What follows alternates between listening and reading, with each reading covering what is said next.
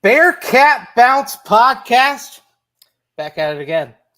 Happy Monday. Monday following July 4th layoff long weekend leading up to what is going to be the first inaugural Big 12 Media Days for the Cincinnati Bearcats in Season 1 of Scott Satterfield's era. And then, of course, it's a Monday following fantastic AAU event, the YBL Peach Jam, wall-to-wall fun, up and down, big-time performances by Bearcat targets and Bearcat commits. And then, of course, it's a Monday where both teams continue to improve, continue to wear on their off-season preparations for year one in the Big 12. And it's also a Monday where I have not one, not two, but three guys. That's right. We are back together. The wolf pack is complete. The four amigos, if you will. So without further ado, it's time to bring in my guys, my pals, Aaron Smith, Chad Brendel, Ryan Royer. Gentlemen, how are we? What an intro. What an intro. What an intro. We're money, bro. So it was a long volleyball weekend into a long volleyball week. So, yeah. Well, break it down. Are we talking championships? We talking No, we're practices? Tryouts. They do, for some reason now, they do club tryouts in July for a season that starts in like December. Oh, okay. Yeah. So she had 3 different clubs that she tried out for. Huh. That took up the whole weekend. And then school tryouts are next week. So there's a camp this week to get ready for school tryouts next week. So that'll be tomorrow, Wednesday, Thursday, volleyball camp, and then tryouts Monday, Tuesday, Wednesday next week. So wow. There's a lot happening. I mean, I feel like at that age, 5 months, there can be a lot of development, a lot of growth athletically. So could be able to find a diamond in the rough at these tryouts, I guess, if you will. So we'll see. Oh, the one tryout, they have, I think, 4 teams of like 9 girls, 10 girls each team. Mm-hmm. And there was 170 girls there trying out for one age group. Yep. Well, hopefully the name gets called. There we go. She made one of them for sure. And then there's a second one that she is kind of like in the let's see where everything shakes out phase. So, well, there you go. Yeah. That's best it's of a lot. Luck. Best of It's luck. a lot. I believe it. That's what single parents have to do. You got to take care of everything. I hear you. Hey, Aaron. Sure. Aaron, how are we, buddy? Doing fine. We had baseball tournament in West Virginia, about 2 hours away, up in Bridgeport. So we were there, and yeah, no hardware this time around. The couple of the teams there had only lost twice all summer, so you win some, you lose some. Any ding dongs? Not this time. Or there were some on the team, but not ours. Not ones that he's connected to. Right. Would have been a nice little appetizer for the home run derby, which I hope none of you fans are listening to, and everyone instead is locked in here and ready for full on the dog days of summer podcasting of the Bearcat sports. So. But luckily, we've only got a couple weeks left. We have almost made it. Yeah, I think we got 2 shows after this one, and then camp will be underway. So, starting camp preview stuff here. Keegan's going to be at media days Wednesday, this week, Wednesday, Thursday, and then we'll be 2 weeks from camp. TBT coming later. It's wild that Nasty Natty threw out that tweet saying everyone who's worn a jersey as a Bearcat, please. That wasn't worded great. Nah, it's like okay, that place is littered with fans. I mean, Mike Boston was like, I am in. Yeah, it's like I have worn a jersey before. I will be there. But I mean, I don't know. but that'll be fun to see how they do in year 2. Summer league for the basketball players going on right now. Landers Valley, Trey Scott, so something to continue to track. But yeah, right around the corner, football season. We're gonna get all of that. We are at that point where we are like limping to the finish line at the end of summer because there's just not a ton happening. Yeah. But you can see, like, the light is at the end of the tunnel. You can see it. It's like the ring light right here above my head. It's right there. Ed's definitely going to the Holy Grail. Definitely. Oh, that's a smart move. That is one smart move. Another guy who can go, and actually an alumni who played on a team, wasn't a basketball team, but it was still a team. That's Ryan Royer. Ryan, sir, how is the 4th, and how are we? Catch us up. It's been a while. I know. The 4th was all right.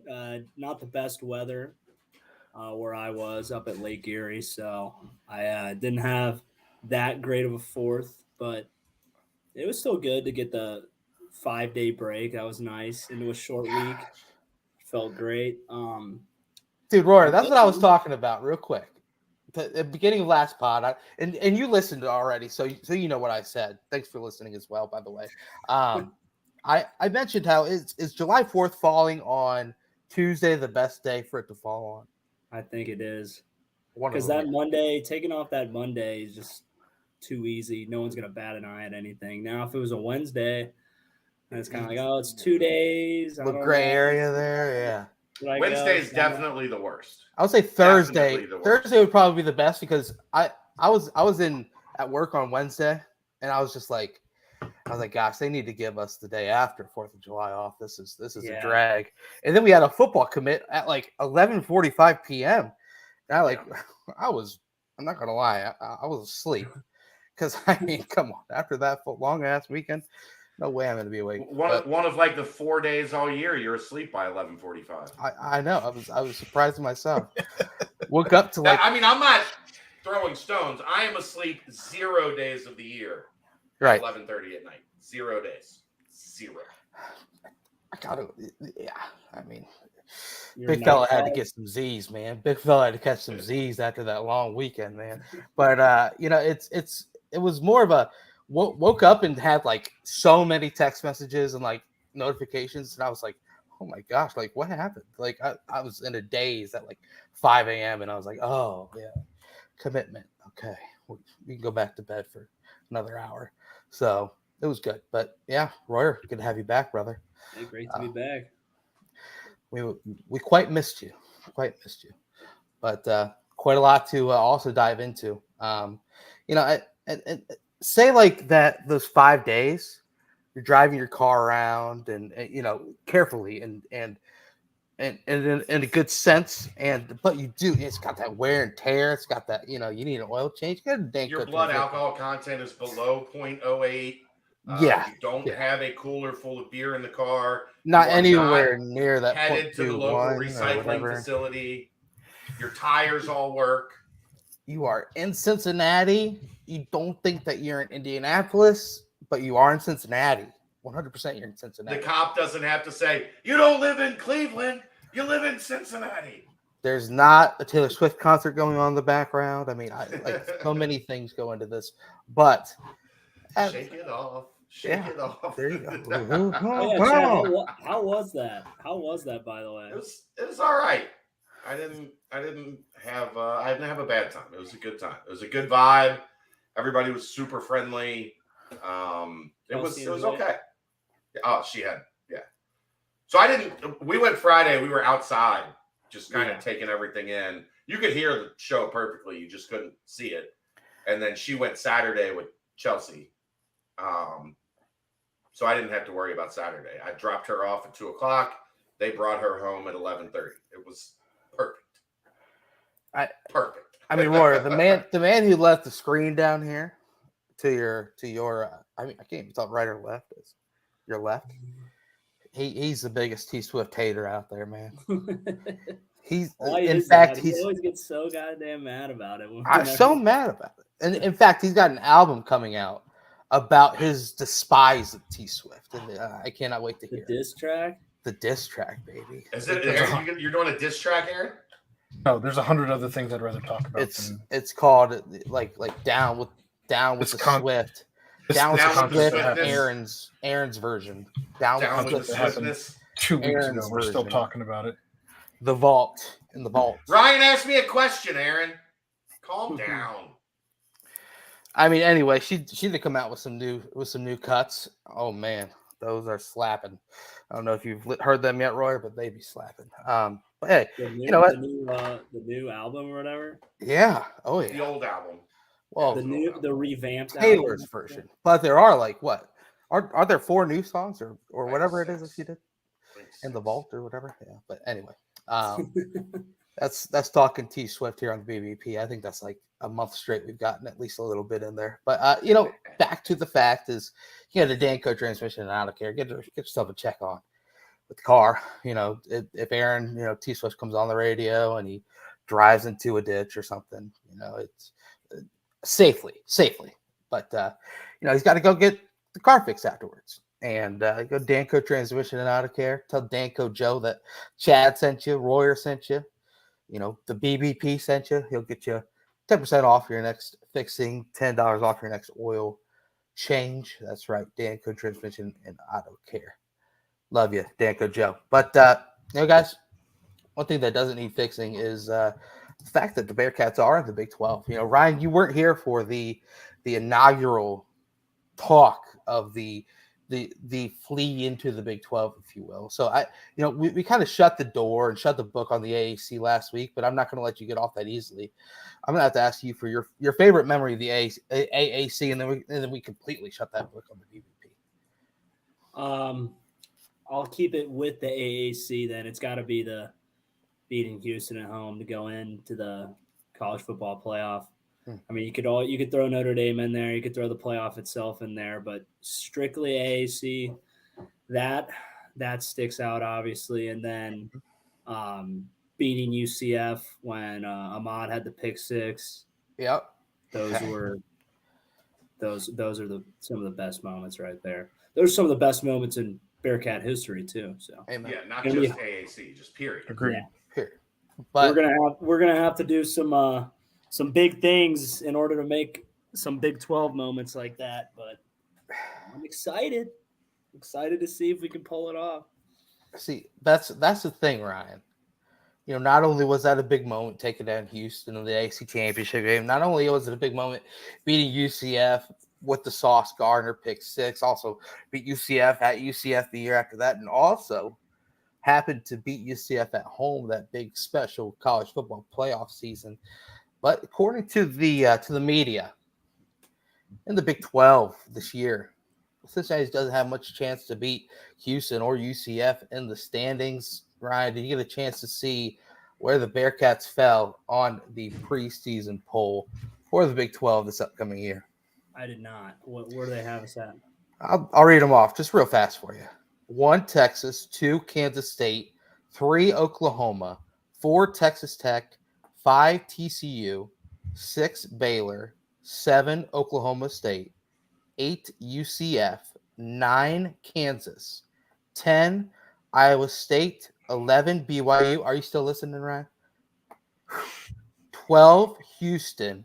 13, Cincinnati. 14, West Virginia. Epic stance there, man. Don't agree with it. Not a good look for the boys coming in to start the year from that poll, but I don't think that's reflective. I mean, I don't give much to that kind of shit, to be honest with you. I think it's good locker room fuel for the guys. If they needed any more reason to be motivated, especially with the new staff, there's always going to be a buzz, guys trying to prove themselves, and you throw this in the mix. I kind of like it almost, kind of already being looked down on and haven't even started camp yet. So obviously, we've talked so many weeks about how there's so many games that are just going to be toss-ups, and we could be right in this spot. We could be right at 13, or we could be right pushing the top 4. You never know what's going to happen. especially with so many teams just so close and so similar, and like six to 10 points difference every single week. So Right. it just, yeah, I'm excited. I'm excited to prove this poll wrong. I think we will. A couple things stick out to me. Chad and Aaron have kind of dove into this quite a bit, but it's been more of a situation where it's a lot of unknowns surrounding the team. But this whole fact of the matter is that the chip on the shoulder, the tough, the grit. We talked with Nico a couple times on this pod, and that's what he wants, and he thinks he's starting to get that out of the team, which gives me hope that this 13 is nothing more than just another added chip onto the shoulder of all these players. But real quick, Ryan, you're relatively new to the media landscape of things. Aaron and Chad especially, you've been in the media for quite a while. Here's a quick look. Here's a quick look at the 2022 preseason poll for the Big 12 media poll. Number 1, they picked Baylor. Baylor finished 6th. Number 2, they picked Oklahoma. Oklahoma finished 7th. Number 3, they picked Oklahoma State. They finished 5th. 4th, they picked Texas. They finished 3rd. Pretty much what I'd say is number 5 was Kansas State. They played in the Big 12 championship game. And then, of course, number 7, TCU played in the Big 12 championship game and later into the college football playoff. Again, in the 2021 preseason poll, it went 1, Oklahoma, 2, Iowa State, 3, Texas. Then 4, you have Oklahoma State. They played in the Big 12 championship game. And number 8 out of 10 teams in the preseason poll, Baylor. They won the Big 12 championship game. So Chad and Aaron, kind of the fact that it is a media poll, and these new teams, that these medias, they don't quite know much about the new teams. We don't know much about this team. Right. Yeah, exactly. And we're the media. Does that kind of give a different light to it, and might be something where, as Ryan alluded to, that the players don't really give much credence to it, or do you think it'll be something like a bulletin board material? I'm sure it'll be on the bulletin board. Like, right. That you want the players to feel that chip on their shoulder, to feel disrespected. But I mean, would we really feel better if they were picked 10th or 11th? Like, we don't know anything about this team's offense. Anything.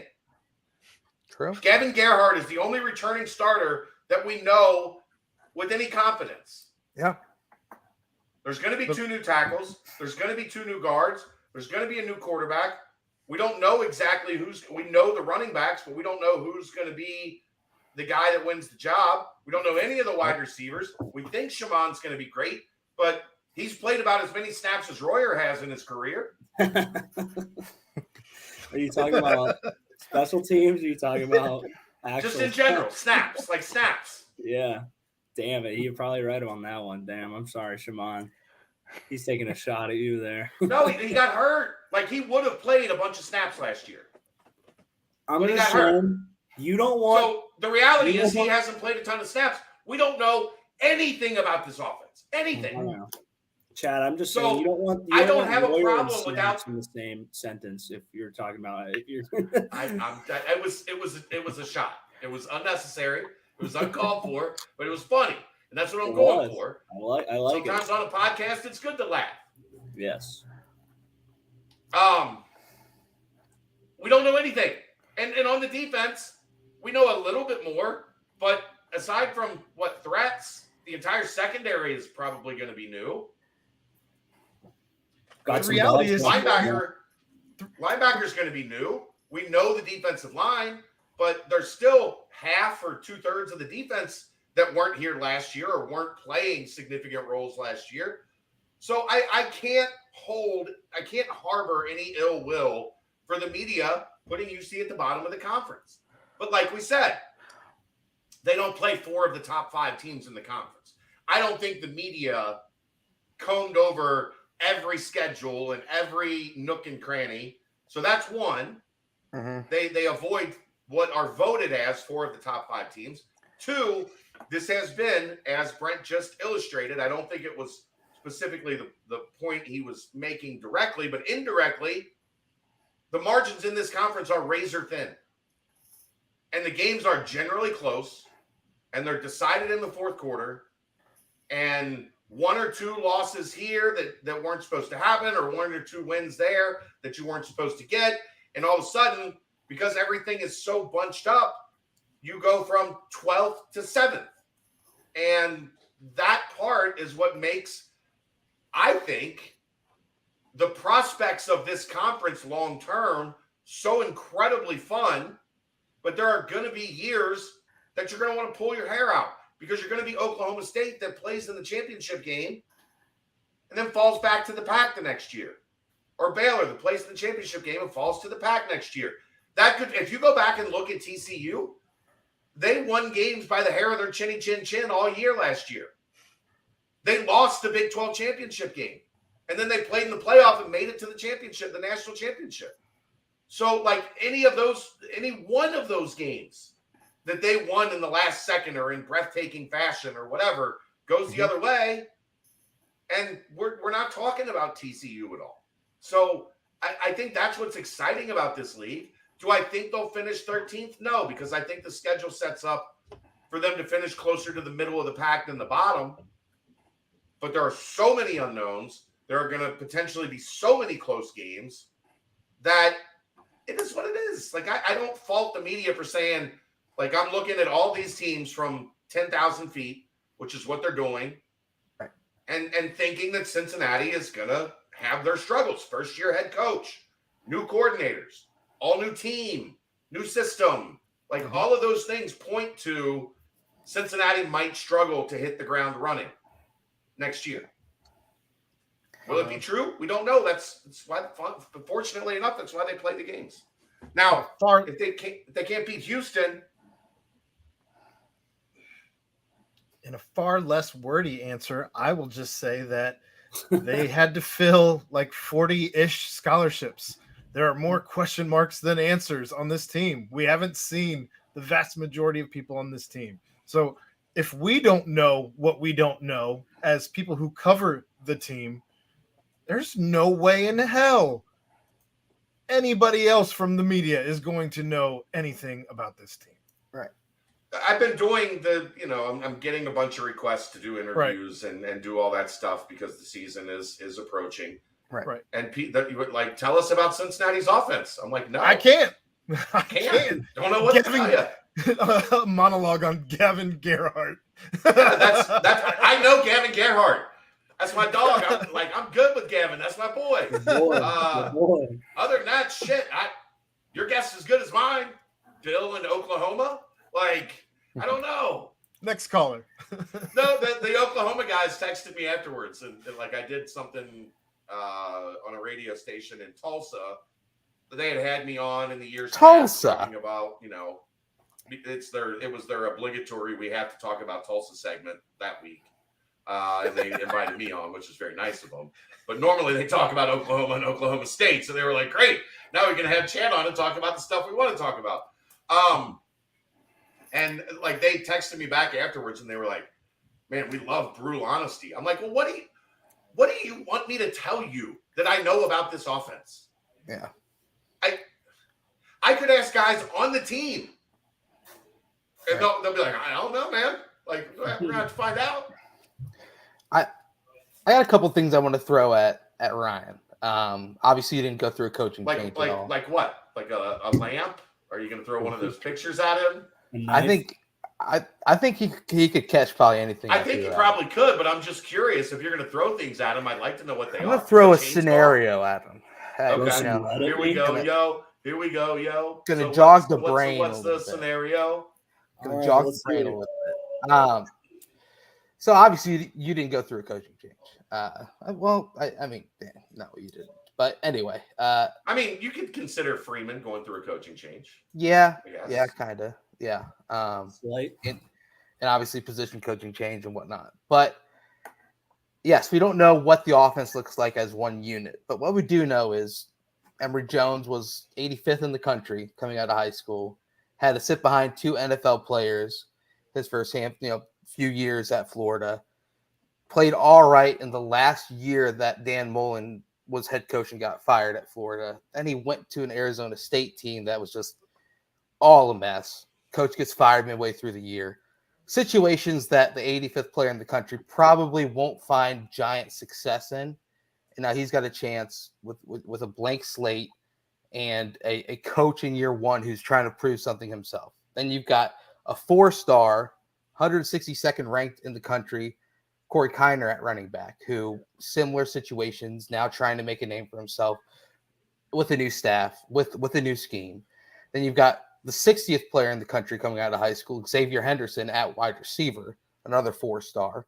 Then you have Shimon Mateer, who's a 4-star, who is playing at the tight end position. So that's every position room has a highly rated recruit who might have the chance to kind of show what they can do under a new staff. Luke Kandra, a 4-star guard, who's going to have this new ability to play at Cincinnati under the same scheme that he's been learning with Scott Satterfield at Louisville. You got Trevor Radosevich, who had 20 starts and was back-to-back years of all-league player while, in the Ivy League, which is, I imagine that's a good breeding ground for the offensive line groups. And then Gerhardt's a known, and then I will say the tackles are the unknown. So with a new staff, raw talent, don't you agree that the ability for that raw talent to kind of expose itself and come out and really have the ability to show what they can do with an added chip on the shoulder of maybe not having success at previous stops?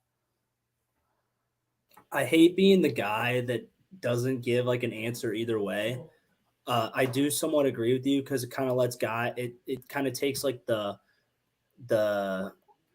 like sometimes guys can get locked down and like their role get locked down and like what they're known for and like what the coaches want of them. They can kind of get put in a box and they kind of like don't get to go out there and shine and show they can do more than that. And like with the new staff, it's like everyone's trying out again, like to show what they can do and kind of just, hey, let's see what so-and-so can do. Let's let them off the hook and just let them go do their thing. And when you have like a program like how we had, it was very structured. It was very like, not that they didn't like guys do what they do, but like you kind of find your role and you do your role, and it's hard to break out of it sometimes. And I think a lot of guys have that opportunity now, but at the same time, it's not, you can't have, it's going to be hard to like showcase things if there's going to be like disorganization, the offense isn't clicking, it's going to be hard for Corey to find some holes if the O-line isn't clicking well. They're not giving them lanes to run through. Right. Same thing for Emory. If the O-line's not clicking, he's going to be running all around, can't find his groove, can't get his timing going with his receivers. Mm-hmm. And same thing for the receivers on the receiving end of that. But I do think it's fair to say it's kind of like a tryout again, like how I mentioned with the new staff guys. They get to kind of just go play again and go show like I can do this, and this. Maybe I wasn't able to showcase that the past couple of years, but as long as the offense and defense can, get their system in, get guys confident and comfortable, and get things organized. Without that, though, you won't be able to go out there and ball the way you can. Chad, just listing off those players. I mean, you mentioned it on the basketball side all the time. It's a lot different because there's only 5 players on the field, and on the court at once, and there's only 13 total scholarship players on the roster. But that's top of the roster, Big 12 talent. That was just listed off. Sure, a lot of schematics need to be figured out. Sure, you need the offensive line to kind of form as one, but yes, the unknowns are unknown when it comes to the offensive side, but the talent. Well said. The talent is there. I think everything I said the last 5 minutes been pretty well said. I got to agree that yes, the talent is there to mold something into a product that can at least go out there and hang if needed. Sure. Like I don't think the problem is they don't have any talent, like a lack of like the roster is just barren. Mm-hmm. Like, but guess what? Every team in this league, you're not in the American anymore. Right. So every team in this league, as currently constructed, has a bunch of talent. So the question becomes, how does the talent connect with the coaching staff? Is the coaching staff able to put them in position to win games in the fourth quarter and then to go win games in the fourth quarter, because I think that's going to be the overarching theme of whether or not this team has success. Get to the fourth quarter with a chance to win the game, and then 2, do they go win the game? And sometimes that continuity takes a little while to build. You know, I mean, worst case scenario, you get to the fourth quarter and they're not in very many games. With their defense, I don't think that's going to be the case. Right. But we have to find out, can the offense keep up? When, I think a perfect way to look at it is like, you know, when you have a spurt in the second quarter or second into third quarter where a team goes up, you know, 31-20. Right. Do you have the offense to put a touchdown on the board, get a stop, and then force the situation on the next drive? Like, do you have that ability? Because this isn't going to be a situation where, even if, you know, Ryan, you can attest to this, you guys had multiple games over even the Peach Bowl and the Sugar Bowl year, multiple games where you didn't play at the top of your game, but the other team wasn't able to jump up 11, 14, 17 points on you. So that part was never overly tested. That's going to be tested in this league, no matter how good you are. Like TCU had to come back from double-digit deficits a number of times. Yep. Are you going to be able to do that? Like, if you're able to do that, then you're going to be in pretty good shape. And you're going to have a chance to go to a bowl game, a pretty good bowl game, because every bowl game in this conference is pretty good.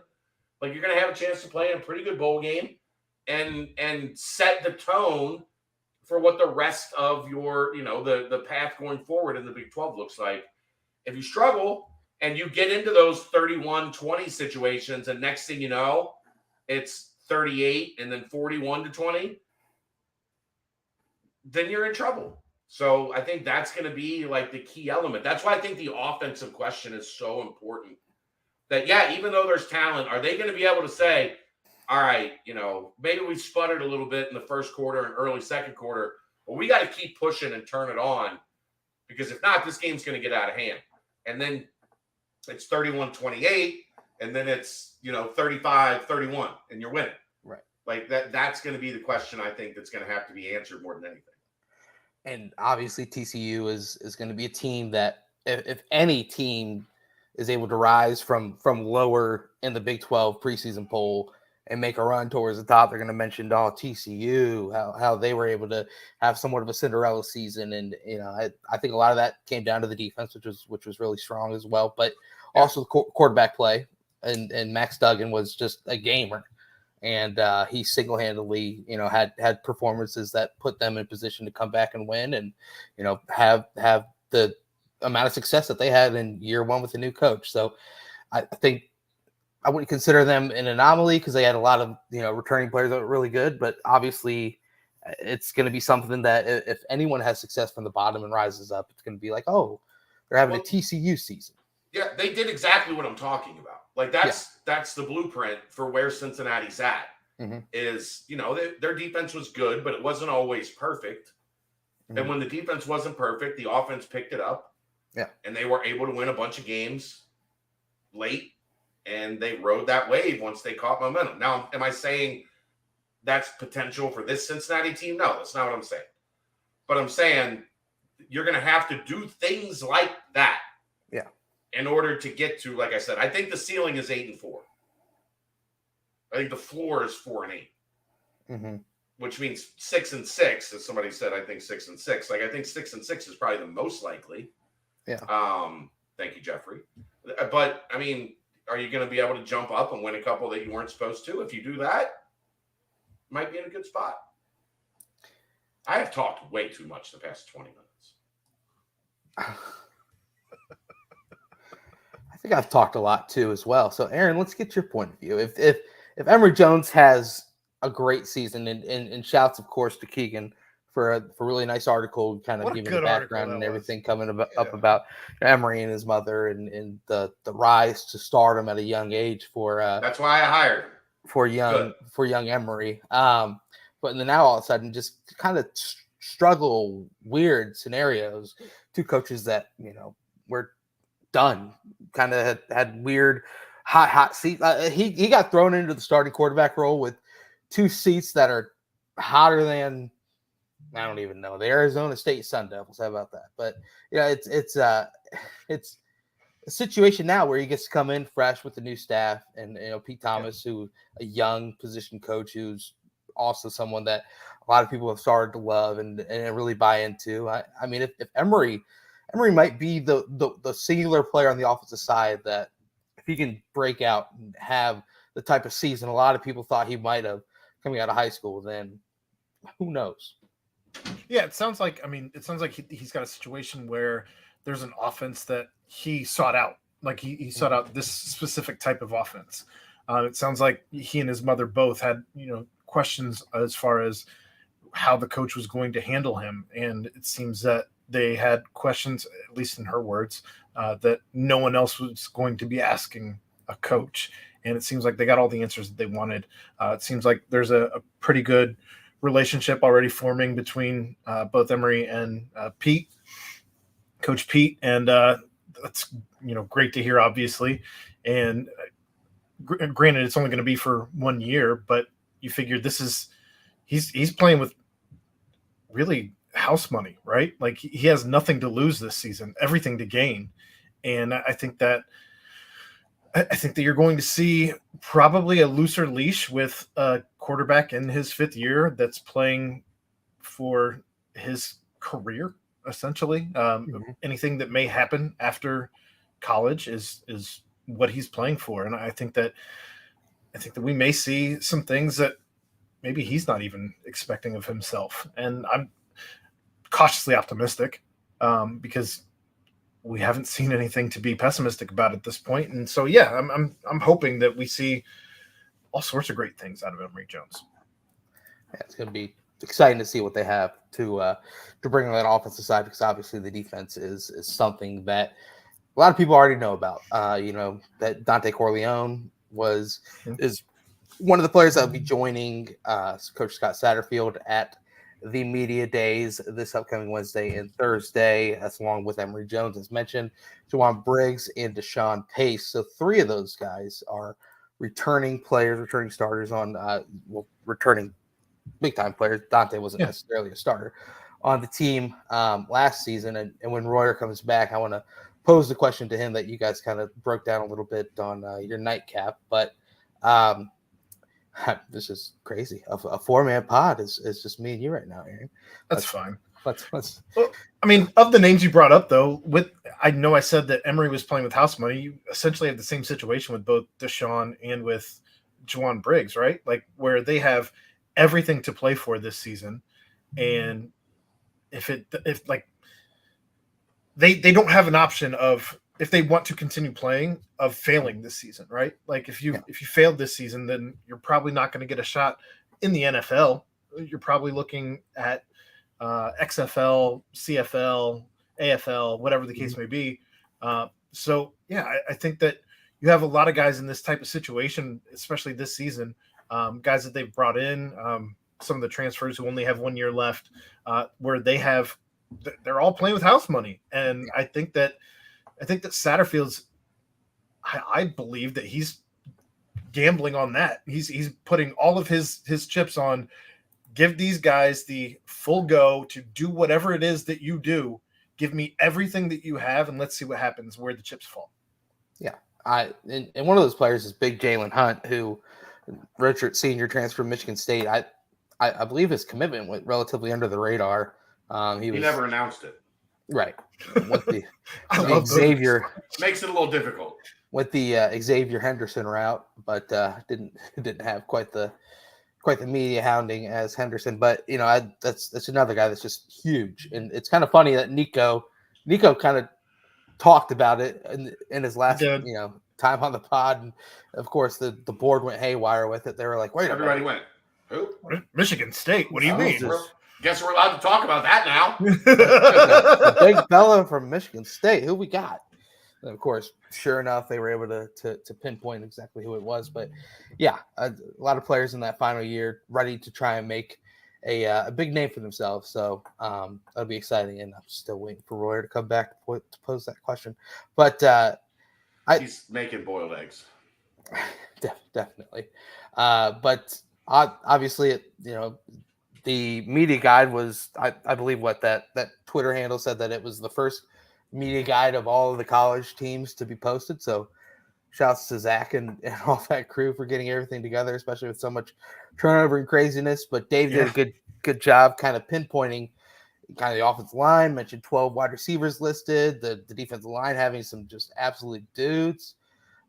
This team is not lacking for size, just based off of what Dave was kind of being able to point out coming out of that first old game, program, if you will, the media guide. So that'll be exciting to see how those pieces are put together. Dante and Mason Fletcher named on the first team, all Big 12. Not much surprise there, as they're two of the best of their position in the entire country, not just the league. So that is, I don't even know if Ryan's ever going to come back. But aside from that, Happy trails. Big 12 Media Day starting Wednesday and Thursday. Chad, you kind of again. You hinted at something possibly on Thursday being Yeah, I mean, look, they do a bunch of, part of media days is they do photo shoots, and they do a bunch of stuff that's they do more than just show up and talk to the media for an hour. Like, there's a lot more to it than that. Right. They can't wear the Under Armour uniforms. No. They're not sponsored by Under Armour anymore. No. So they have to wear something. Okay. If they don't, they could really make a statement, but Pat Fitzgerald advises against it. So they will have to be wearing something on Thursday. One would be, I think, safe to assume that it would be a uniform. Aaron, wow. I would agree with that, right? Yes. Okay. Continue. Yes. Let's get out of this whole. It'll be a uniform, correct? Yes. That's my belief. Okay. Is that they will be wearing a uniform when they do photo shoots at Media Day, and that it won't be an Under Armour uniform. Okay. So you can take from that whatever you like. But logic is important, people. Sometimes someone needs to send Royer a new shirt. Got this Under Armour thing right here. I'm totally here for them not wearing a uniform and just wearing like shoulder Nike pads and helmets. Yeah, just wearing Nike, like just nothing specific. Just keep it a secret for as long as you can. You boys ready for the BSN Sports jerseys from Nike? Just like I say, tracksuits with pads. Oh, I heard that they took Elmer's glue purple glue stick and they're gluing the Jordan logo onto the basketball jerseys this year. That's just the rumor on the street. I got sources, Chad. Sources. Did they at least iron it on with the glue? They're trying, but the glue melts too much when you iron it. Like and if it's purple on the white home jerseys, it just kind of looks bad. Are you saying Friggy doesn't have like a needle and thread? Like you can't sew it on? Yeah, we need to get Dalvin down there to solve the crisis. I mean, man. Dalvin greater than Friggy. I would agree with that. Friggy? Yeah, the guy that does the basketball, the younger Friggy. I not Bill that does the equipment. And shout out my man Rick Flick, the GOAT. The GOAT. He's the man. Rick Flick, the GOAT. But yeah, Ryan's back. So I'm going to pose a question that they touched on in one of the nightcaps recently, Ryan. And that was if it was right with the flow. Now we're a little out of flow, and Chad did have a joke. I didn't want to touch on the joke. I kind of just sat there and all. So we're not going to even go back to that. So we're going to go back to what I originally was going to ask you when I came back, and your scream was great. I got jokes. What a segue that was. I got jokes. Great. So jokes and jokes. Spaghetti. Year one in the Big 12 obviously is going to be tough no matter how you slice it.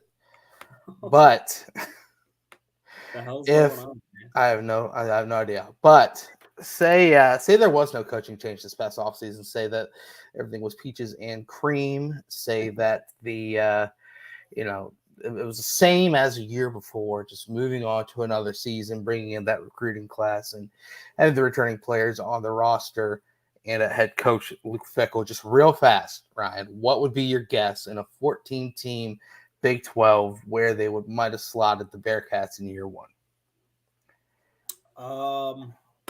Definitely top 4. I would probably... I don't know, man, because Oklahoma had a bad year. Texas didn't do shit. TCU, I don't know. I'd say anywhere from 3 to 4. I think. Here's what's important in that question. I think though, Brett, preseason or like knowing what we knew after the season, because I don't think nobody does this more than us. I don't think anybody looked at that team before the season and said 9 draft picks. Like, I think we said there would be 6, 7. If a couple guys had a great season, it could inch, but nobody was like, oh, this is a team with 9 NFL dudes on it. We also didn't see the Thorpe Award going to anybody not named Sauce Gardner. Yeah. It would be interesting, though, if, like, Tyler Scott would have decided to come back for another season, or if, maybe Ben comes back now. Maybe we're gonna pile on that joke from earlier on, but I'm not piling on. I'm saying that like there's a shitstorm. Oh shit! I just realized. Isn't that crazy, Roy? I didn't even put that together yet. Dude. Yeah, my group chat was saying like that Ben transferred and his coach just got fired. How did you not put that together? Oh my god! I don't know. I just haven't even gave it thought for a second. I don't. Hey, bud. Is that one of your best friends? I know. Well, it happened when I was in the gym, and I was like, "Oh, here we go." And I'll read about this when I'm done. And by the time I got done and cooked dinner and showered, I had to jump right on here, so I didn't even think much of it. Hey, Ben, checking in on you, buddy. Everything going all right up there in the Windy City? He can't catch you think I could be the football coach at Northwestern? I could go take the reins. How are those Wildcats treating you? I don't know. I mean, God, we could take this a lot of places. We're not going to, but yeah, I mean, maybe just check in on Ben. Just make sure everything's on. Yeah, just text him right now and be like, "Hey, you want to come on the pod?" Shrek. Jesus Christ. Send him a gift. But yeah, I mean, what? I think it would be interesting to see where they would have slotted them. Chad, as you mentioned on the nightcap, they would have given Fickell the benefit of the doubt as well. So probably would have been a lot higher than where they currently are. But that just leaves a lot of room for people to have chips on their shoulder and try and prove themselves that they are worthy of a lot more than 13th out of the 14 teams, which I think in the end they're going to prove to be a lot better than that, especially because as you guys mentioned, the math doesn't math when you don't play those teams at the top, and all the other teams do play those teams at the top. Right.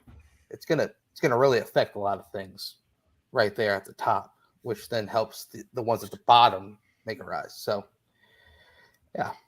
Ryan, I'm looking forward to the response to these texts. We will talk about that off air.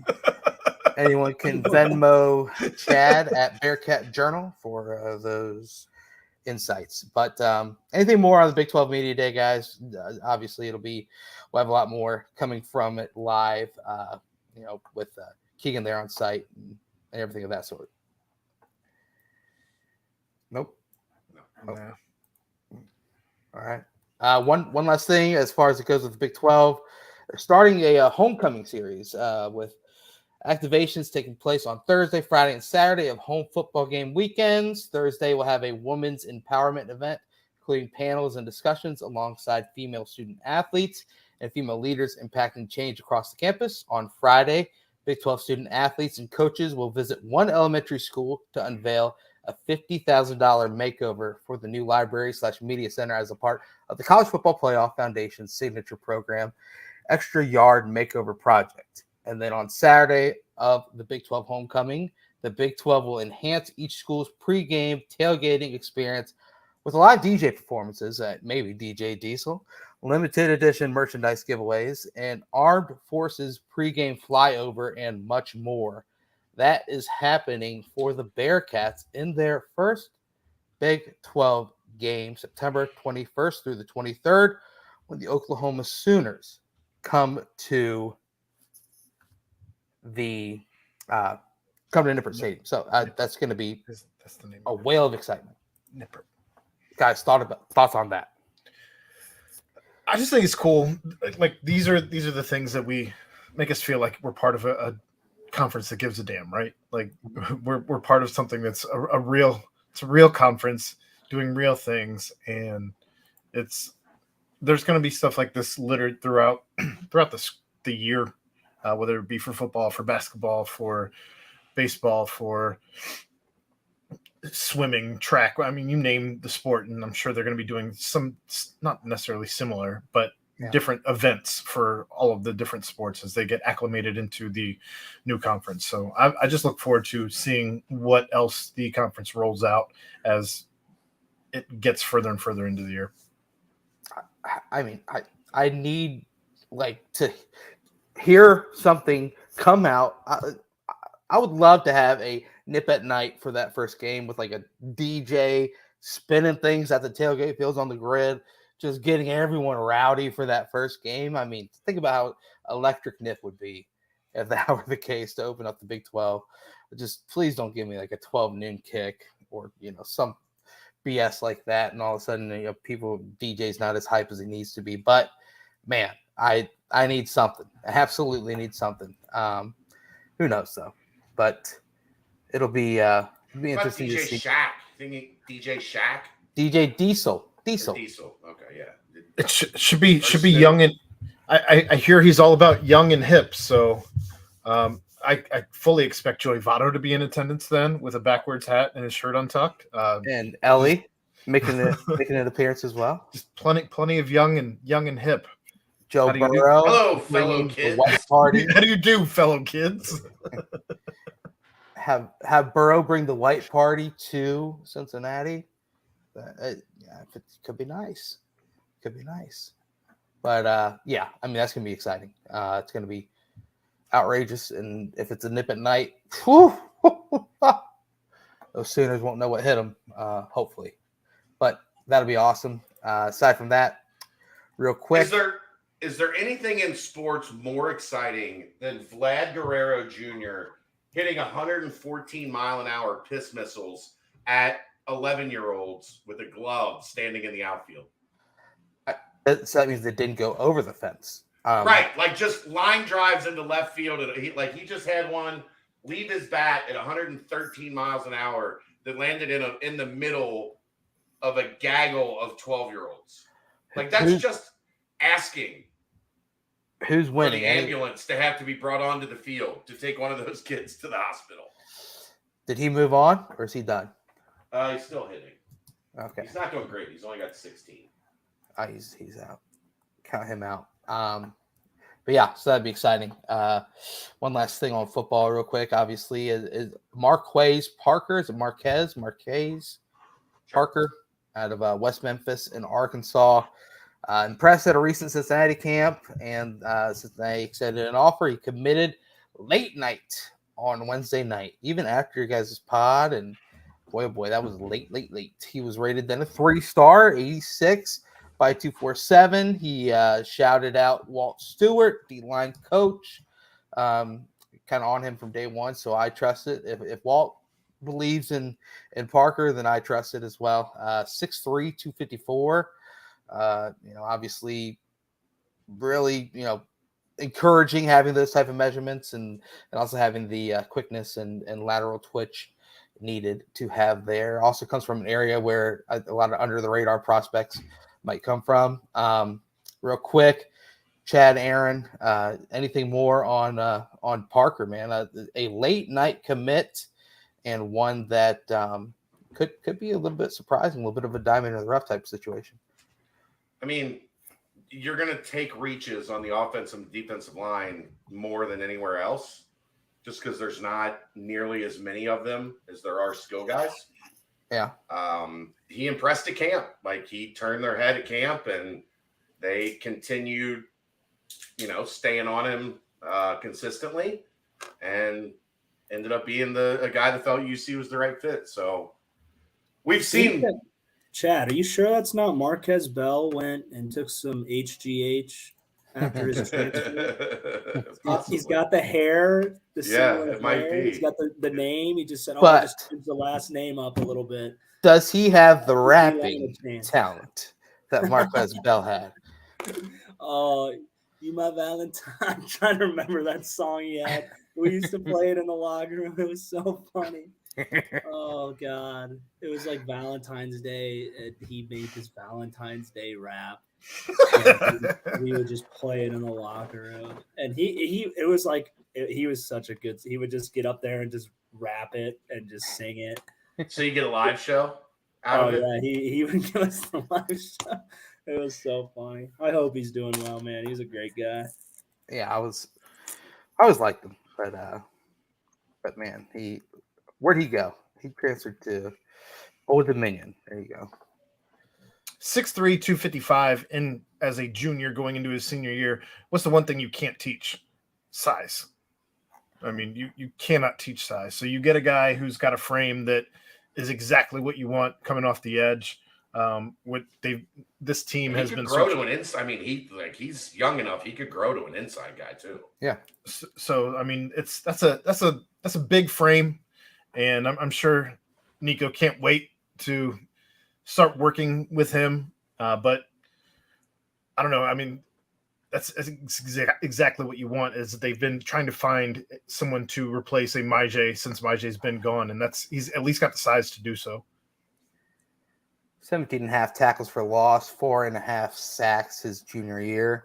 I mean, shoot, if he blows up the senior year and just kind of proves the staff right, that's nothing but positive for the that defensive line for the class as well. Chad, an 86, pretty good rating.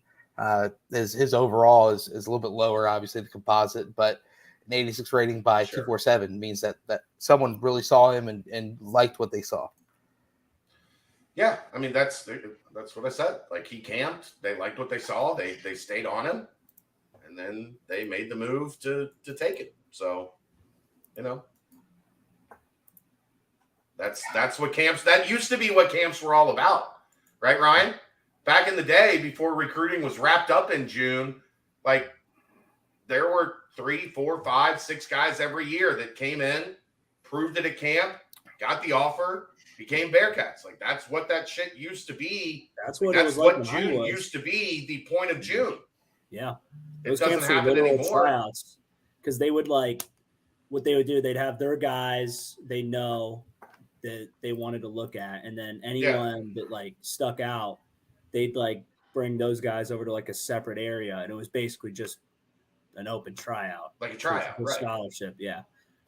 That's how. And my ass was never in the open tryout section. You always watch guys get I was pulled like, out. man, those pulled out. motherfuckers, man. That's and then I read my card. I ran a 4.840. I was like, man. They were probably right. Now what camps are underclassmen showcases. Like, that's legitimately what they are.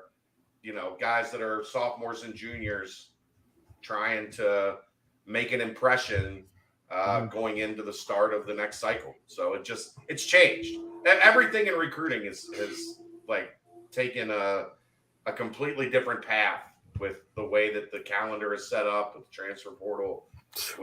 We talked a bunch about it on the basketball side last night. Football's gone under, a bunch of those same transformations, but you just don't have the Peach Jam on ESPN every year, to blow it up. But it's happening in football too. So, but this is a kid that he hit the lottery. He came up here. He wanted to earn it. They are looking for bodies on the offensive and defensive line. He had a great camp. He earned it. Now he's a Bearcat. And guess what? If you go, it's wild, man. We could do this exercise for another 20 minutes. Mm-hmm. If you go look, it feels like guys at the bottom of every class hit as much or maybe more frequently than the guys at the top. And that D line too seems to kind of be the because position. it's just like O-line. Like those guys are big. They develop later, right? Than guys that are 6 foot, 175 pounds. Like you're already maxed out kind of at that point. You might get up to 190 or 195, but like there's no 40-pound progression when you get to college. And so yeah, they've had a lot of success with this here. Not this staff, obviously, because they're new. But if you look at Louisville, there was some of this at Louisville. This is a fun class. The highest ranking you have is an 86 at Lenny Taylor, followed by Tavion Thomas, Josh Wiley, Malik Van, Arquan, Ben Bryant, Metz, Chuck, Maije, Monty, Alec Pierce. I think Deshaun Martin would have been pretty good despite injury, if not for injury. Same with Blake.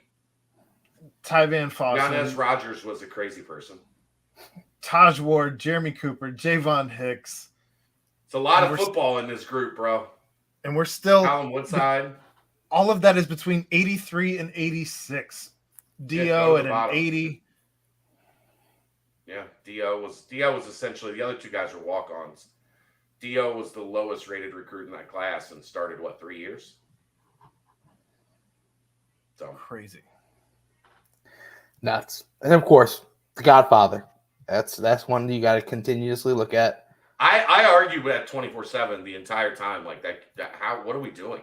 Yeah, there were two guys. Lowest rated recruit in the class? Like how? Two guys constantly. I was talking to you about. I was like Dante and Deshaun Pace. I was like, why are they so low? Like Deshaun Pace had another 13 tackle, 1 interception, and a punt return touchdown game. How is he rated so low? It just was unbelievable. Eric Phillips at an 81, Sauce at an 83, Jaquan Shepard at an 82, Jacob Dingle at an 83, Trey Tucker at an 84. He's in the NFL. Like, just crazy. Absolutely crazy. I won't do any more, but Lil John Allen. little Big John. Little big little big boy. What? Okay. Yeah. Well, there we go. Rep for your city, Cincinnati. That's what we've got for you. Real quick. Timestamp time. Well, just real quick. Let me wrap up football with just some NFL talk. Ryan, just give me a smile or give me like a wow or something when I say these. Marquise Copeland expected to be the full-time starter next to Aaron Donald next year for the Rams. Well deserved, man. Cope's the man. So happy for him. I saw that. I was smiling when I saw that because just kind of just shows to never really give up on yourself, man. Because the NFL, it's a beast, especially in that interior. So, friend of the program, Marquise Copeland. Yep. Next up, Kevin Huber. He is hanging it up. He is retiring. I've never seen a punter win a game before other than Kevin Huber. I saw Kevin Huber win a game. Did a lot for the city, man. Did a lot for Bearcats. Did a lot for the city of Cincinnati. That Rutgers game is one of the most unbelievable things I've ever seen. 5 punts inside the 10. 3 of them at like the 2-yard line or closer. I think Cincinnati won 10-7. And my favorite Rutgers just couldn't do anything that entire game. I mean, it was as dominant a performance as I've ever seen a punter have in terms of like impacting. Rutgers had to go 99 yards like every other drive. It was wild. My favorite thing about Kevin Huber is the fact that he still sits in the upper bowl at basketball games. Yeah, he could sit courtside if he'd like. He goes and sits in the upper bowl with his friends, and just nobody recognizes him. And when you do recognize him, he's shocked that somebody actually recognizes him, because he doesn't think that people would think that he belonged in the upper bowl. I don't know, but you were like, Kevin, that's Kevin Huber. I swear to God. I was like, hug, man. No, the real story was Hey, I got a bet with my friend that you're not Kevin, or he doesn't think you're Kevin Huber. He's like, tell him you just won. The Did he have his own jersey on? No, he was just That would've been great. like a quarter zip or something. Like he just didn't care to be anybody but just I've like my probably just Kevin. My uncle and his dad have been golfing buddies for decades. And I've reached out multiple times. Like, can we get Kevin on the show? And he's just kind of like, I'm good. Like, I don't. Maybe now that he's retired, we could maybe get him on.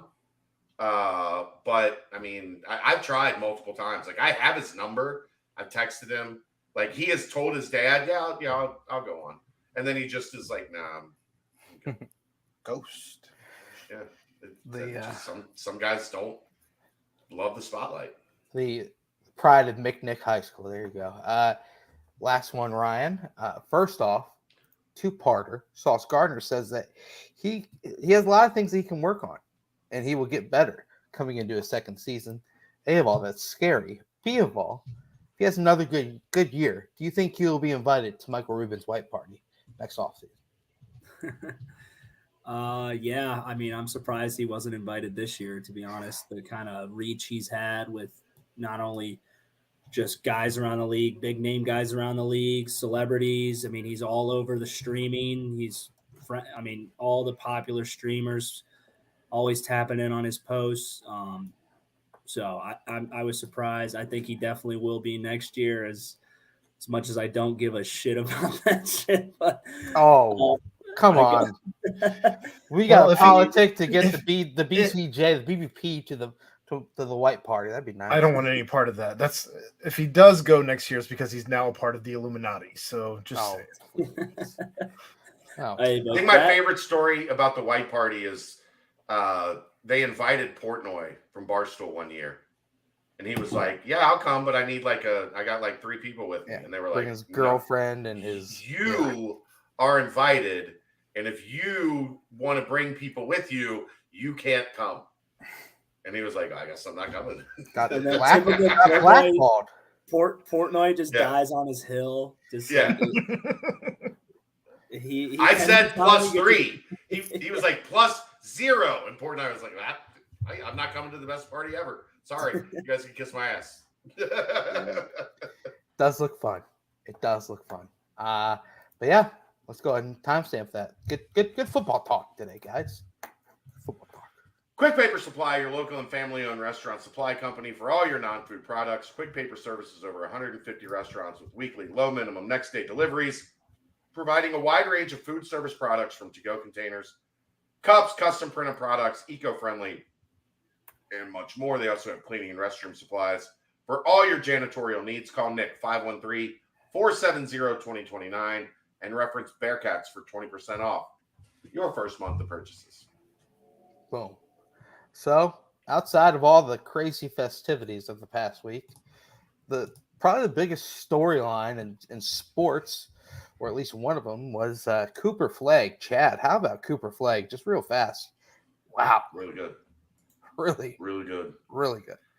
6'9", he's a guard. He can block shots. He can shoot. He really can pass.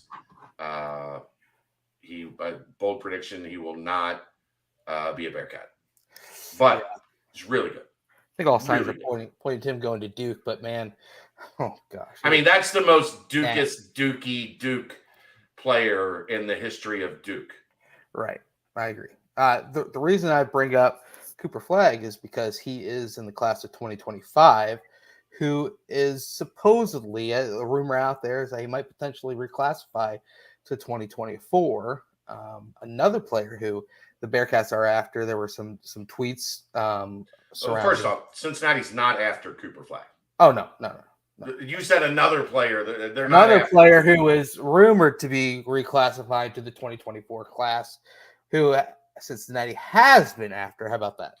Yes, that's better. There's a rephrasing. And also who some people said kind of went at Flory Badunga better than anyone they've seen go at Flory Badunga is Jaden Quintonance. Jaden reclassifying to the 2024 class, probably fires him right up to near the top of the rankings in that class, and the Bearcats have been hot in pursuit of that one for a while. Yeah, he's been on campus. He's been at practice. Last year, I think the year before, he was at a game. He's from Cleveland, so he's an Ohio native. He's moved around a lot. He's bounced around AAU teams a lot, but he was really good at under 19 USA basketball tryouts a couple weeks back, or a month back, whatever it was. Time doesn't really exist in my head anymore. Yeah, I mean, I think him moving up, like Cincinnati will continue to try to be a player and see if, if he's serious, try to get him in here on a visit in the fall. I've met him at a basketball game when he was in town. Seems like a good kid, pretty quiet, pretty humble. Really, really good basketball player. So, if the Flory thing doesn't materialize, which I would guess, I put this on the board, I think UC right now is third, fourth. Duke and Kansas are probably 1-2 right now. The thing with Flory is, though, he hasn't committed. And everybody has continued to say, people thought he was going to commit to Cincinnati, then they thought he was going to commit to Auburn, and they thought he was going to commit to Duke. And then, for some reason, the guy that runs the Florida site thought Florida was going to, I still can't grasp that one. But he hasn't committed. Auburn. So if this can, Auburn, they thought he was done. People thought he was done to Auburn. Yep. This spring, like a commitment was imminent. That wasn't what my info said, so I never reported that. But there were people that thought that. Right. People have had a lot of assumptions on Flory. That he was a lot to Cincinnati was one of them, and I told everybody it's not a done deal. This thing's going to play out. Do I think right now, like if I had to pick, I would probably go Kansas 1, Duke 2, Cincinnati 3. But until he makes that commitment, we've been playing this game all along. Until he makes that commitment, he's still on the board. Cincinnati's still in play. So we'll see. Yeah. Obviously a good article put up kind of recapping everything, the updates on the recruitment. Deshaun London had that about Flory Badunga. And obviously the quotes are what the quotes are. I mean, he said that Coach Jeremy English all that well. Right. Coach Jeremy is the one who's recruiting me, and he checks in a little bit, is what he said about Kansas. So it really seems like the Jayhawks are putting on the full court press. And then he also said that Wes is always having jokes and bringing the energy. So I mean, I don't know. He's impossible to get a read on. Yeah, right. Exactly. So staffs are after him. I believe Peegs was kind of mentioning they think Indiana's completely out of the race. They're out. They're out. Indiana, he's not going to Indiana. Right. So we'll see what happens with that. It looks like Flory's kind of. I will nearing eat the this end. Brian Cook signed mini helmet if he goes to Indiana. What, like deep fry, you think, or how is that going to be done? I'll put some meat church, some holy gospel or something on it, and I think it'll be fine. Yeah, probably. I think so too. Maybe a little Kinder SPG, little salt, pepper, garlic. Chew on it long enough, it might, get soft. You might have to do it in the crock pot, like tenderize it, loosen it up a little. Yeah. Throw some of Royer's eggs in there, see what happens. I mean, you could put Royer's eggs, like hard-boiled eggs in there. Could work out. 6 of them in there. Yeah. It'd be great. Could work out. All right. I like it. I like it. That's Chad's version of the Godfather burger is the Brian Cook helmet. Where is that at? Where's that Godfather burger? Bucketheads. It's on the west side. Never heard of it. Dante is something on the west side. If it's gonna be Dante, like, come on. That's his shit over there. He's from Coleraine. That's the squad over there. On the west side. Yes. Squad. But yeah, another thing coming out of the Peach Jam, obviously McKinley, Tyler McKinley was playing there, had a couple solid performances. Also had a couple games where, supposedly didn't put up crazy stat lines and whatnot. Yeah, right. From everything he's done this summer, I don't know how he's not running just on complete fumes. Right. Right. But one name who has been completely tied to Cincinnati as well in recruitment, Ooh! Jace Richardson, who had himself a first team all EYBL Peach Jam performance, just dominant week in and week out, efficient as can be, high level assists. Took it up a notch at Peach Jam. He did. What? Chad. I think 21 assists, 2 turnovers for the week. Not shooting a lot, but making a lot. Is 10 to 1 assist to turnover ratio good? Check, Aaron. Is that good? That's really good. Can confirm. Ryan can't confirm as well. I like it. And you know what? Didn't shoot a lot, but made a lot. He doesn't. But I told you. But made a lot. My critique of his game is the biggest compliment I can give somebody. Yeah. Like, shoot more. Yeah. You are electric. Shoot more. Right. But he's on it's EYBL. All those teams have 5, 6, 7 high major players on them. He's a point guard. So shooting is not like his prerequisite. He's not coming into a game looking to be a scoring guard. He's coming into a game being a point guard. And he shoots 7, 8 times a game, and he has 20 points every game. Every game. He rebounds, he passes, he scores, he can shoot the 3, he can get to the free throw line. Like, I don't know what there is to not love about Jace Richardson's game. I don't know how he's not a top 20 kid in the class. I think Cincinnati would much rather slow play and, like, he stays around 50. Because we saw it, like, the Isaiah Collier thing would have been a lot more interesting if he'd have stayed in, like, the 30s. But once he jumped up to number 1, you know, things got different. But, yeah. So Jace has been – he was outstanding when I saw him. My critique was you should shoot more, and then I look at his numbers, and he had 18 points, 20 points, 22 points, 17 points, and it's like, well, he only took 6 shots, but he made a couple threes. He got to the free throw line, and then he had 8 assists and 5 rebounds and didn't turn it over and had 2 steals. And, like, the kid is just really freaking good. Really freaking good. First team all Peach Jam, and what's considered the best AAU tournament every single session. So, Matt Lanham's asking who won the Peach Jam. It looks like Team Takeover took down Vegas Elite 76-61. I heard Team Takeover has like 6 dudes that are 6'7" and taller, and just they are always so. For the longest time, it was Takeover or Mocan. Mocan's coach is now at Kansas State. So Mocan, which is where Tyler McKinley played, maybe wasn't as elite as they have been. Right. Takeover is my favorite AAU program. They're coached. They play hard as shit. They play with energy. Like, they get after it, and they're a threat to win the Peach Jam. Even in years where they're down, they can win the Peach Jam because they're just that cohesive. They're that good. So the first year of Takeover was Victor Oladipo, Jeremy Grant. There was a kid named Michael Hopkins that went to Syracuse. You might remember him because he looked like an actual giraffe. Mm-hmm.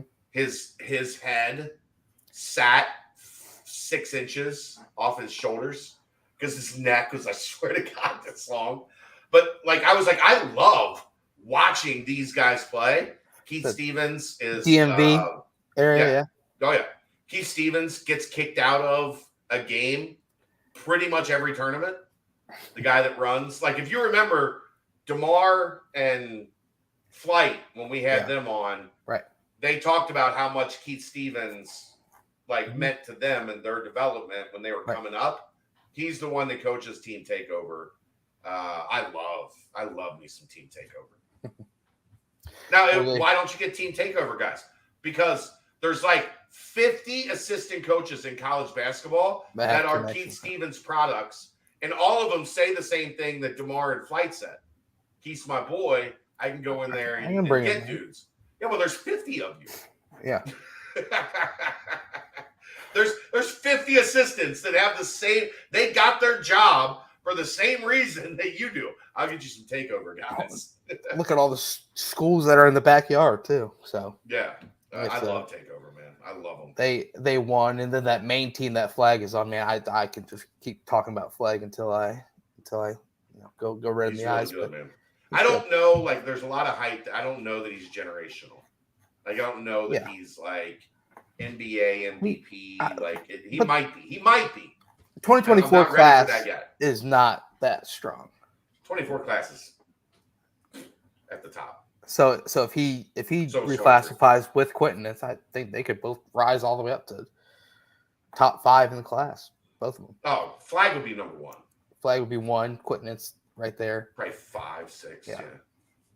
So that'll be interesting. Anything else from the Peach Jam? I know Wes was watching a couple other names, different things of that sort. They bounce around. I mean, the names that they're after. Here's the thing that I think that's important for people to understand. There's just not going to be a lot of room at the end. So this is not a high school class. What's up, Beers? This is not a high school class that's going to have big numbers. I would guess my working number right now, I think, would be 3. I think it's possible it's only 2. But, like, if you can get Tyler McKinley, Jace Richardson, and Jaden Quintonance, or, if you can pull the 2-guard thing where you get a Tyler Perry or something to go with Jace, something along those lines, 3 is not unreasonable. Right. I can't see it being more than 3 because you're still going to want to be able to make an impact in the transfer market. Like, you can't box yourself in taking a 4 or 5 guy high school class right now. Go watch the nightcap from last night. Like, Aaron and I went over this for 20 minutes. It's really hard taking a big high school class right now. Especially because there's only 2 guaranteed slots open. Obviously, we saw, things will happen. Right. Things will happen. Like, it's just what it is. It's not like there's going to be like spots. 6 open slots and you have to fill those. I don't know, man. I'm done saying that. Like, I've said it. Like, I meant like definite. You know what I mean? But who knows? But who knows? Yeah. And only 1 ball. Ooh, good point. I got 2. Man, thought you were gonna do a Fitzgerald comment or something. Stay completely away from that. But anyway, I've got bad jokes all night tonight, guys. Here we go. I slept it's been a long run for me. So like today was the first day I didn't have a ton going on. So I was just on the couch with the dogs all day. Like when you those days, like it's usually a Sunday for normal people. Yeah. Where like you're on the couch, the dogs are there, and like half the time you're awake, half the time you're asleep. That was most of my Monday. Little rot. Yeah. Yeah. I'm like, I got some energy today. So I'm making bad jokes. That's what I do. Hey, bad jokes are welcome. Anything else on just the recruiting front as far as basketball goes, or? No, I mean, the unknown is that Drew Adams was at the NBA Global Academy watching a bunch of international guys. I'm hoping to get a little bit better feel on some of that. Like as we learned with CMOS, as we learned with Aziz, Drew Adams knows a lot of people in the international market. So it would be wise to keep an eye on some of these international, NBA Global Academy guys and not be surprised if UC pops up for some of the better ones. Yeah. So how about anything on the what is considered the second best team in the Big 12 in college basketball programs of all time? The Cincinnati Bearcats, the current squad, those that are a part of the team. Was there anything further that we can dig out? I saw, Mike Rayfeld obviously posted a nice little video clip showing the ups of Day and Jizzle, just kind of the athleticism of the guards, and John Newman was also in there. Chad, I obviously. Oh, I did want to throw a name out there. Okay. Jacob Furphy. Furphy. Furphy, like Murphy, but with an F. Okay. 6'5" guard from Australia. He's 16 years old. Going to be recruited at the highest levels of the sport if he plays in college. Okay. I think you could see Cincinnati kicking the tires on that one. Very interesting. Yeah. Jacob Okay, so go ahead. Murphy, Australian. Yes.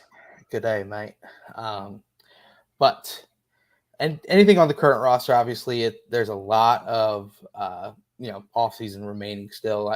But things are getting closer and closer to the beginning. Yeah, nothing right now. They went home for 4th of July, so Mhm. everybody's just kind of getting back and getting into the flow of things. So we're coming off a break, so there's usually not a whole lot of info coming off of a break. Right. So like check with us next week. Okay, there we go. But it looked like obviously they're back in the lab, if you will. Monster Factory video today. There we go. So who knows? We'll have plenty more outside of that as things come. As we kind of touched on a little bit earlier, two players still going on in the NBA Summer League. Aaron's done a good job getting the Bearcats in the NBA hashtag going. Landers and Nolly game 1 finished with 10 points, perfect shooting, 4 for 4 from the field. Trey Scott had a big game 2. Landers only played, I believe, 11 minutes in his second game with the Pelicans. Trey Scott playing with the Hornets. Aaron, anything more you saw? Little Bearcats in the NBA action. Yeah, Tari Eason also played, and I'm gonna die on this hill that we are allowed to talk about Tari Eason being a Bearcat in the NBA. He did play here, and he played more than Joe Burrow ever played for Ohio State. So I am here for Tari Eason is a Bearcat in the NBA. Yeah, his coach during his time here was also in attendance in Las Vegas. I saw, and he was trying to get Rob Banks a spot on one of the Summer League rosters. Couldn't quite find a spot. I thought my Pat Fitzgerald joke was the joke of the night. Well done. Couldn't quite find him a spot, but Rob, nickname some fucking Banks. Yep, and that's talking Bearcats in the NBA. Well, let's go ahead and timestamp. We'll roll into this the PBP mailbag. All right. Quick Paper Supply, your local and family-owned restaurant supply company for all your new non-food products. They provide mostly disposable restaurant supplies, products like to-go containers, cups, pizza boxes, to-go bags, can liners, napkins, etc. They've been open since 2009 and are one of the largest minority-owned companies in the city. Call Nick 513-470-2029 and reference Bearcats for 20% off your first month of purchases. Oh, right. All right, Aaron, you got your read now. I can't yes. do my read for family like it's nepotism. Yes, it is the BBP mailbag brought to you every week by Low Miller Real Estate. Adrienne L. Henson is a realtor in Kentucky, but she provides free home evaluations anywhere from roughly the Lexington, Louisville area all the way up to and past the greater Cincinnati area. You're on mute, Chad. I don't know what you're doing. You've taken yourself out of the stream, apparently. Things she does that could be beneficial to people in greater Cincinnati is she does a lot of stuff in Lake Cumberland.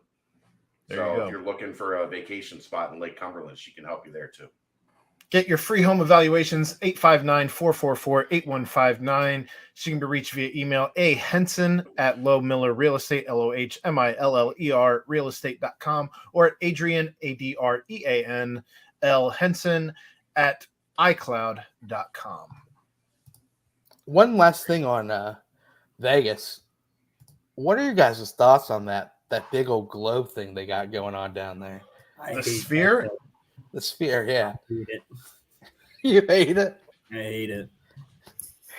James Dolan made. As an engineer, aren't you just amazed by it? Like, I just think like the more you promote that like ultra screenism, ultra adism, you're just going to end up with the dystopian. Like, dude, go to Times Square Here we go. and stand there, bro. It is hell on earth, and like you're just promoting those orbs to be all over the damn country now, and we're just going to look like Blade Runner. Have we gotten to a place where you are the angry old man yelling at the clouds? No, yelling at the Dude, sphere. that thing is ridiculous. Imagine if you lived over there and you had to look at that shit every morning. I would be furious. You live in Vegas. That shit is all you look at every day. Everywhere. It's not on the Strip, right? No, well, I mean, it's coming not into far. the Strip. Yeah. But yeah, they're gonna build one in London. They're planning on putting it in other places too. Keep it. And then Dubai is going to build one that's twice as big. And they're going to build one next to the Margaritaville over in Newport, and it's going to make, make me want to. James Dolan built it. Why is anyone surprised that James Dolan is doing this? The worst owner ever. Oh yeah, they're going to turn Madison Square Garden into a sphere. Who's worse, Dolan or Castellini? But different. They're different. A genius this whole time. They are different worsts. They are very different worsts. Yeah. If you build it, they will come. All right. Opening up the mailbag, starting in the football portion as we always do. What will there be more of? Sacks, fumble recoveries, and interceptions, or total amount of touchdowns by Emory Jones? I don't know if sacks, fumble recoveries, interceptions are all combined, or if there's three separate things. I'm going to go with three separate things, I guess. Okay.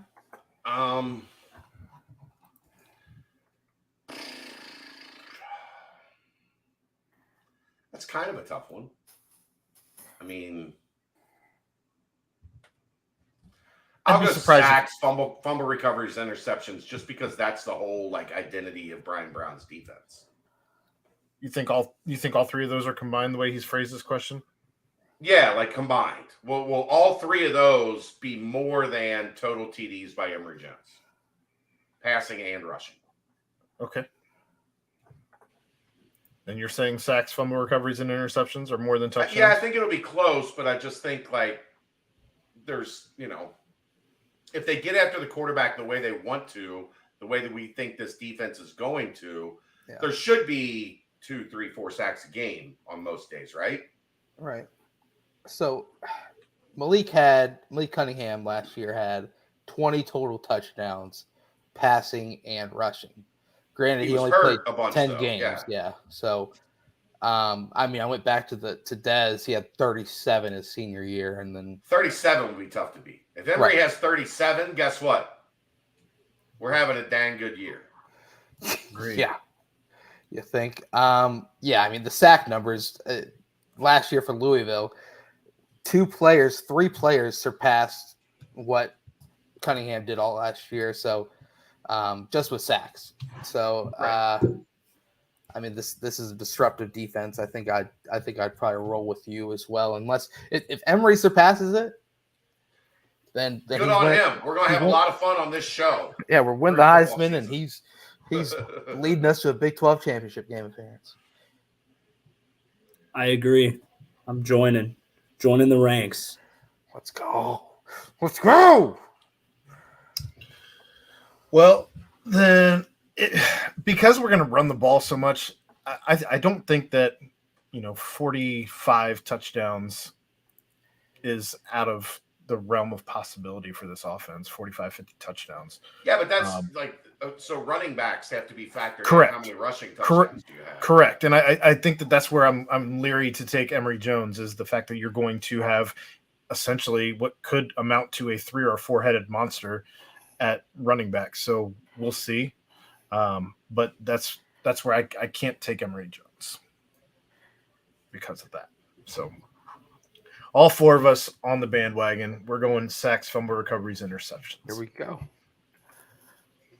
All right. Also a fun teaser. Who was the second last quarterback to catch a touchdown pass for the Bearcats have to be playing QB, not converted from QB to them, tight end, and now O lineman. I don't know what the end part of that question even means. I just felt like words were put there, but It's what the before not converted from quarterback to then tight end and now O lineman. I don't know. that he's talking about Cam Jones. No, he said, yeah, Cam Jones. Yeah, not Cam Jones. Okay. Well, Dez caught that touchdown. Right. Yeah. That's SMU senior year. That's what he was the second to last quarterback Right. to catch a touchdown pass. Was it Munchie? I think it is. Munchie Legault. The time. Was that in? No, that wasn't in that bowl game versus Duke, right? Or was that Virginia Tech? I don't remember what that was. Terry on. It might have been. I think Don't it's sell yourself short. Well, UC Merck, if you're here watching the show, feel free to hop in the chat and let us know if we're correct with Munchie. Unless Brent wants to look it up in the meantime. I'm trying. I'm trying to quickly look it up. You guys can filler buster. Moving on. Any word on how Ethan Green has looked? Is he expected to be a factor in the 2 deep this year? He is one of the prospects I've been most excited about. He's a redshirt freshman tackle. Like, hopefully he's a factor like as one of the 2 deep. We don't really have enough empirical evidence on that at this point. So that's going to be one of those things we'll be talking about a lot at camp is what tackle looks like. So, I mean, does he have a chance? Yeah. We'll see. In spring, he got some looks, but they were really thin at tackle in the spring. So it's hard to really say like, yeah, I'm confident he's going to be in the 2 deep when the spring hits, or when camp hits, but I think he could play his way into it. Like he's got the size and the wrestling background and, you know, I think it's possible. Would I expect him to be a starter? No. Do I think he could work his way into the 2 deep? Potentially, yes. I've got Hayden Moore with a 29-yard touchdown reception in 2016. Really? I do not remember that at all. What game? I do not know. Let me take a look. Game. Let us know when you got that. 2016. Right. I got it, man. I'm quick with the sticks, baby. That was at Tulsa, the last game of what? That's the last game of Tuberville, right? No, that's why Chad. That's why we've all forgot about it. That's the last game of Tuberville. That's why Chad can't remember it. He's tried to erase everything. He had file delete on everything Tulsane. I'm out. I'm pulling up the highlights right now. All right. That is the end of the football portion of the mailbag. Moving on to the basketball portion of the mailbag. Is Darian Sutton a priority target? He's a target. Look, their priority targets right now are pretty. You've already got a 4 in Tyler McKinley, so you don't desperately need to go out and get a 4-man. Darian Sutton's a 4-man. They're in on Jace Richardson, who I think is a 5-star level talent. They're in on LeBaron Philon, who I think is a 5-star level talent. They're in on Tyler Perry, who is already the all-time leading scorer in the state of Kentucky, a 4-star high-level talent. They're in on Flory. They're in on Jaden Quaintmans, who's now a 2024. Like, to be a priority target right now at Cincinnati, it's a lofty group. So would I consider him a priority target? Probably not yet, but I do consider him definitely a guy that they are keeping a very close eye on. I just don't know, like, if you're only going to take 2 or 3, do you need to take another 4 to go alongside Tyler, even if their skill sets are a little bit different, the way they play is a little bit different? I don't know that you do. So I think you need another guard, potentially somebody that can, be a combo guard, league guard type. And I think you need a 5. So it's going to be interesting to follow as we get into, they've got next weekend that they can be out. And then there's one of these stupid NCAA Academy things that nobody's going to go to at the end of the month. Make this clear. Everybody is exhausted right now. like the top level players that have done April and May AAU. They've done NBA players camp. They've done the high school stuff in June. They've done, Pangos.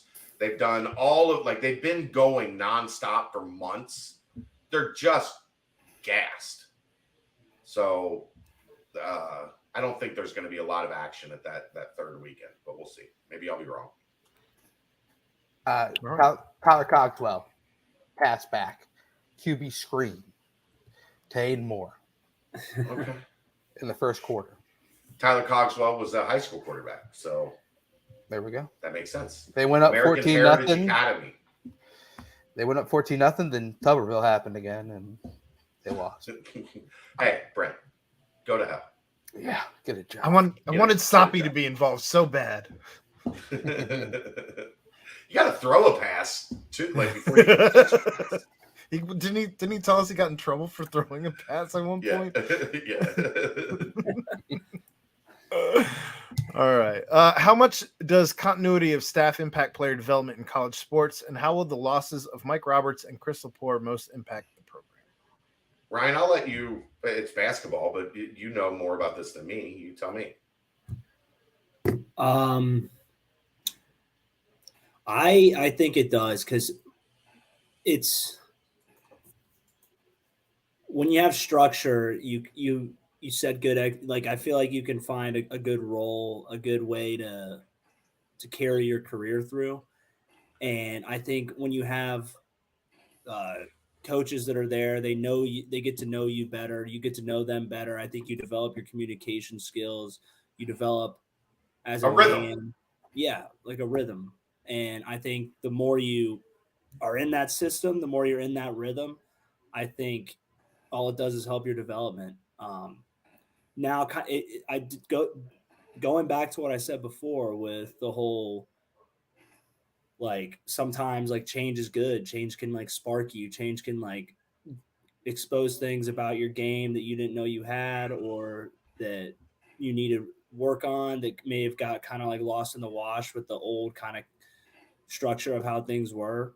But I would lean more towards on the continuity of staff. I think it definitely does help player development more than bringing new guys in.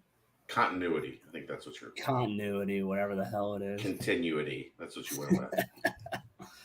Yeah, thank you for exposing me like that. What was? Well, I mean, the people heard it. You said I didn't say it.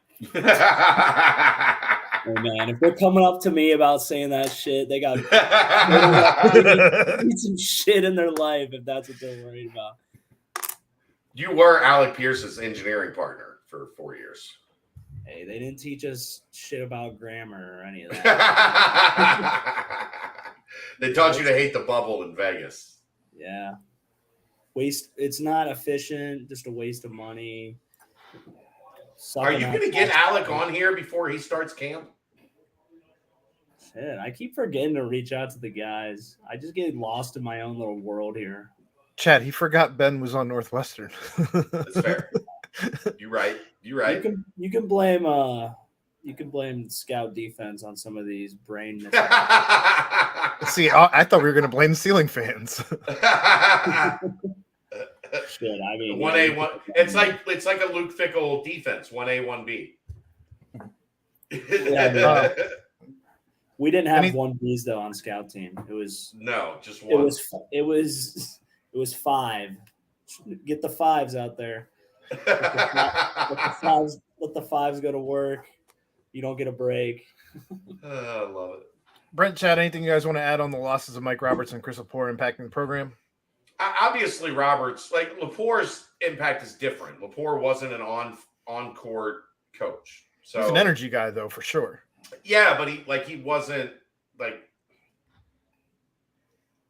Lepore's impact was different than player relate in terms of development. That's what the question is. Yeah. Roberts was an outstanding big man coach, so they're going to have to find somebody to coach the big men at a similar level. Mike was really good at it. That was his skill. was taking big men and developing them into high-level players. So there's clearly going to be a gap where somebody needs to step up and be really good at it because Mike Roberts was really good at it. So, yeah, for sure. Lepore's impact is going to be more on the back end, handling a lot of the things that go on in a basketball program behind the scenes. And I'm going to miss both of them tremendously. So, it sucks, but in terms of development, there is going to be a gap because Mike was outstanding at developing big men. We saw that in his 2 years here. Like, I think we would all agree the largest jumps we saw were from the big men that Mike Roberts developed. So somebody's got to fill that void. Anything to add to that, Brent? No, you guys wrapped it all up. Does Jaden Quaintance move to top of 2024 big man board with his reclassification?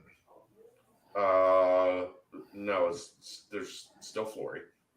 But, Jaden Quaintance is a guy that they prioritized. So he's right up there. Again, they're taking big swings, man. I don't know that there's ever been a time in UC basketball history. I had somebody ask me that today. Like, let's say you get Tyler Jason, Jaden Quaintance, or Tyler Jason Flory.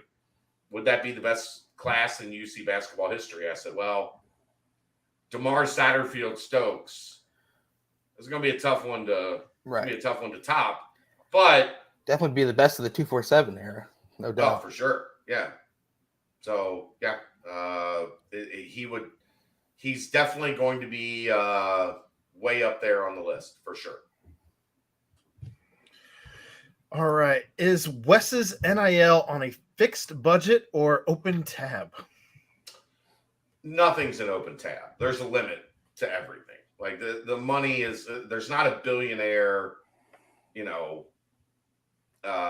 benefactor that just says, go do what you got to do. This ain't the Columbus wedding from last week that Ryan was at, or 2 weeks ago. Come on. Yeah, that's a different tax bracket. But I think it's a situation where if they need the money, they've been pretty good at finding the money. So while I won't say open tab, I do think it is something that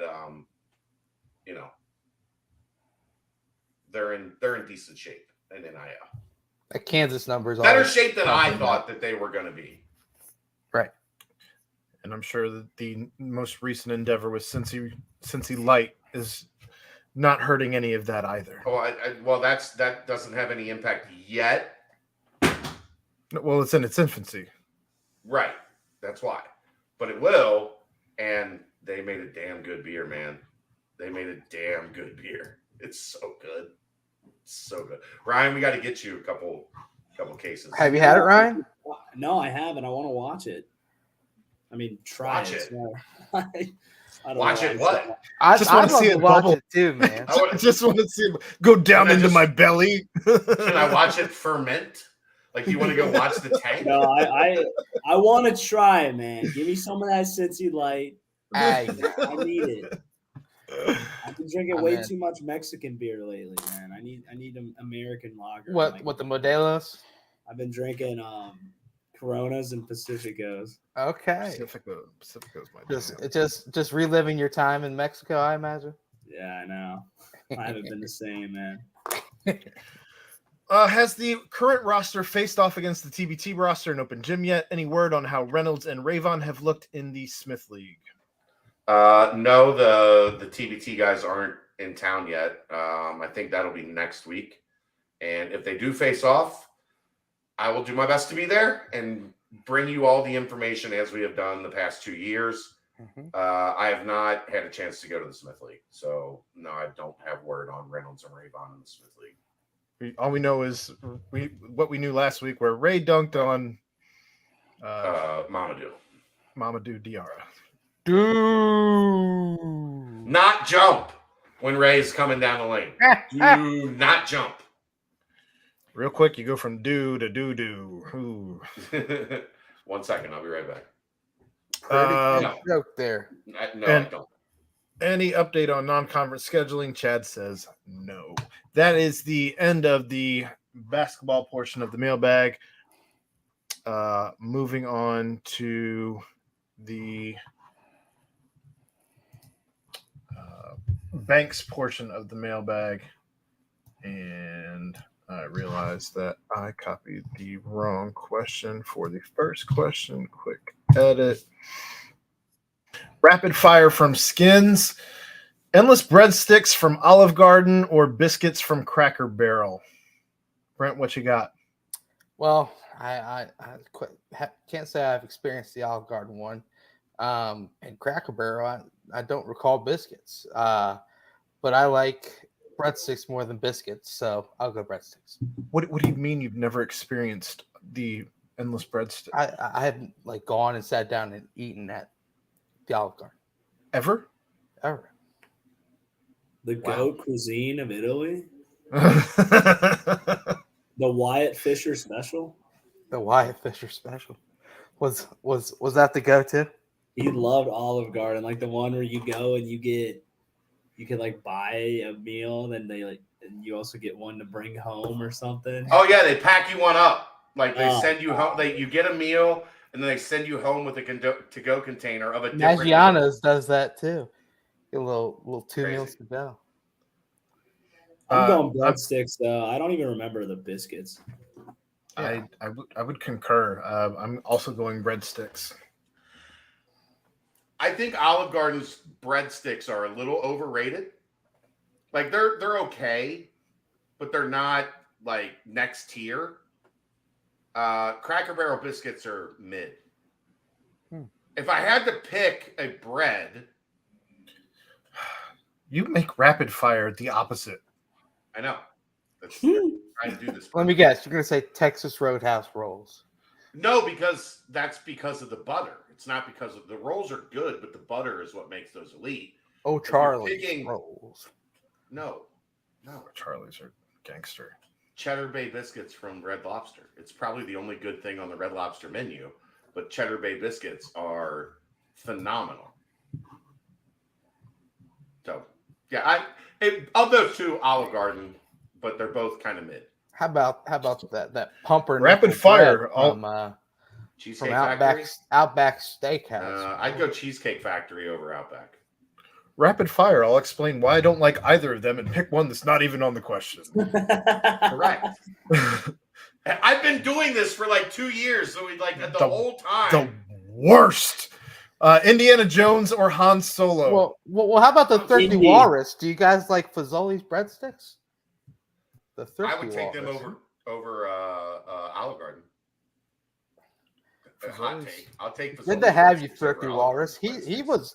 used to Wait. throw out bangers. Good to have you back. 30 Walls have been MIA. It's dog Yeah. days of summer, bro. Welcome back, back, baby. Thrifty Walrus. Um, Han Solo. Indiana Jones or Not Han even Solo? close. Han Solo. Indiana Jones. Yes. And I love Star Wars. You know I don't have believe you you. heard the? If that's your answer, I uh, don't believe you. Have you heard the theory that Indiana Jones is just I what saw happened that. in Han Solo's brain while he was frozen in carbonite? I saw that. I saw that conspiracy. Yeah. Interesting. That's I- fantastic. I don't understand anything that you just said, but I mean that is interesting. Let's go, Indiana You're the Jones. fucking best. I'm going Han Solo without a doubt. Would you rather look like Ron Jeremy or 69-year-old Bob Huggins in his DUI arrest picture? Roger. Who's Ron Jeremy? I don't even know who that is. Google it, Tell you- but don't we'll share tell your you- screen. Google it. Yeah, on your phone. Google it. We'll tell you when you're older, Ryan. Nah, just Yeah. Google it. I don't think you're old enough to know that answer. Google it and only look at the video response. Have I told you guys I met him? Have I told No. you guys I met him? Ron Jeremy? Story time. I'm ready. They're both disgusting humans. I'm No, I going. was oh yeah, terrible. I was waiting tables at Rafferty's in Florence, which is right next to like the airport Hilton. So one night we closed at like 9:30, 10 o'clock, whatever. and like we're pretty much closed. There's nobody else in the restaurant. Like we're doing our closing duties. We're getting ready to leave. And I look over at the table and I'm like, that looks like fucking Ron Jeremy. And sure enough, he had flown into Cincinnati to do something at Hustler with Larry Flint.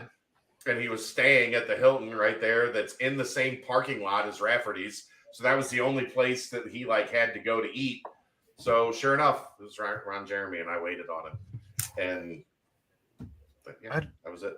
Royer's deep in a Ron Jeremy search right now, aren't you? Look at that.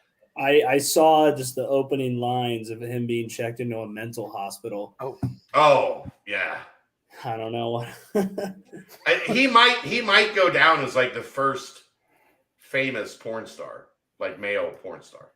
I'd want to look like good for him, man. I'd want to look like Mountaineer Bob Huggins, where he had the long hair and the beard.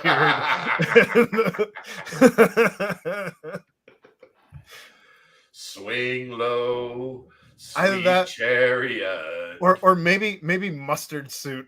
Holy moly! Yeah, mustard suit, Bob. Well, I mean, did you just now up Ron Jeremy, dude. No, now that I see like why this guy asked about why Skins asked if we're picking Ron Jeremy. That recent picture of the man. Oh, he's a mess. They're disgusting humans, both of them. Yeah, a mess, a complete and total mess. All right. What's more important, an extra day off before starting a weekly vacation, or taking a vacation day, allowing a recovery day after a weekend you have an out-of-town wedding? Brent, you're the expert wedding goer. Even though Ryan's been to a more high-profile wedding than you recently. Recently, keyword. Royal wedding, baby. You've never been to a little bit there. It's the one that Royer went to. You don't know me very much, then. I do. I do. Oh, all right. Well, you ever been to a wedding where they check everybody's oil? Yeah, kinda. Right? Kinda.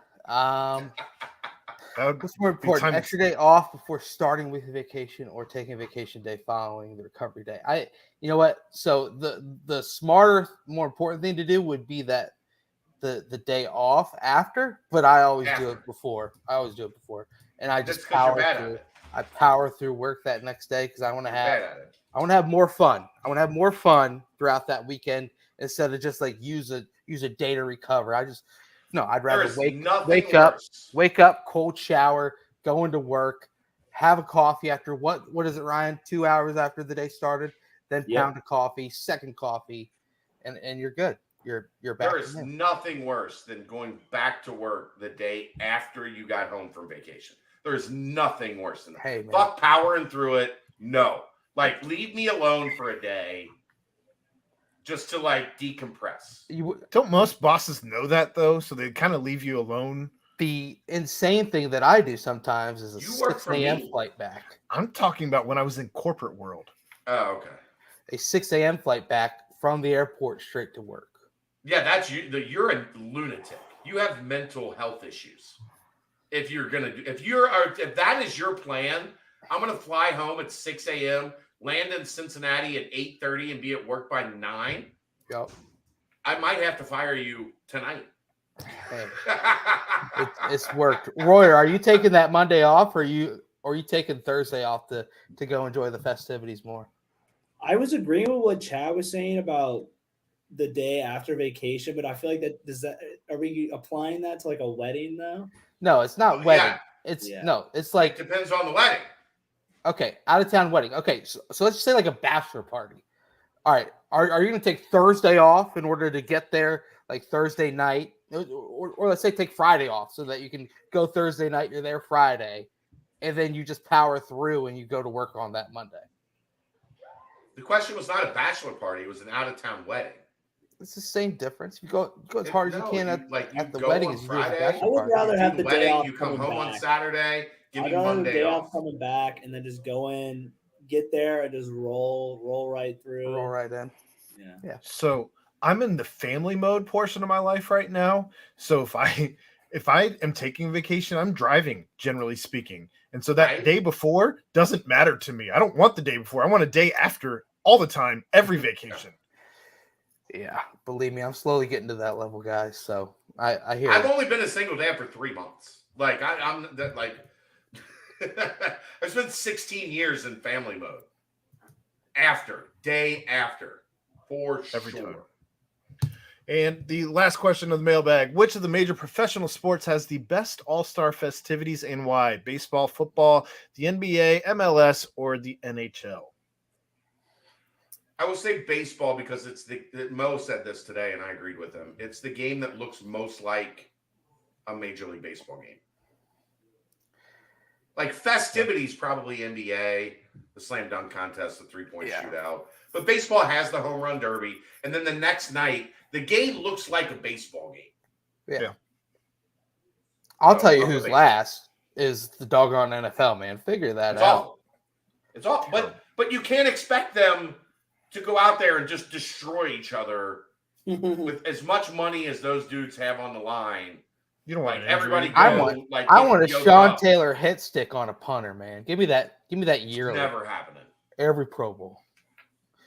But no, I agree. Festivities part NBA, MLB though. Yeah, I agree with that. And I think none of us know enough about MLS or NHL to make a justified opinion. Well, Royer's Well, an and they- NFL fan. I mean NHL fan. Yeah, I love the Jackets. The All-Star game is not good though.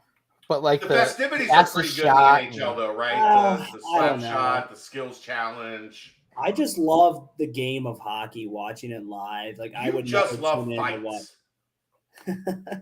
Fights are cool, but I would never Got like him. tune in. Like I don't give a shit who can skate around the freaking rink. That felt like yeah. let's get 5 guys on the ice and start What if- brawling a little bit. What if there was a skill challenge where some dude just body checked you like unexpectedly in the middle of it? Would Yeah, you be more down for the that? hardest check.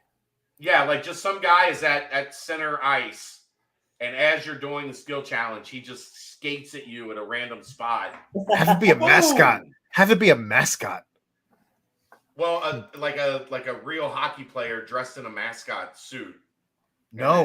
Whack! The person they hit is the mascot because it's got extra padding and what have you. They're Oh, no, skating, no, and you not get really.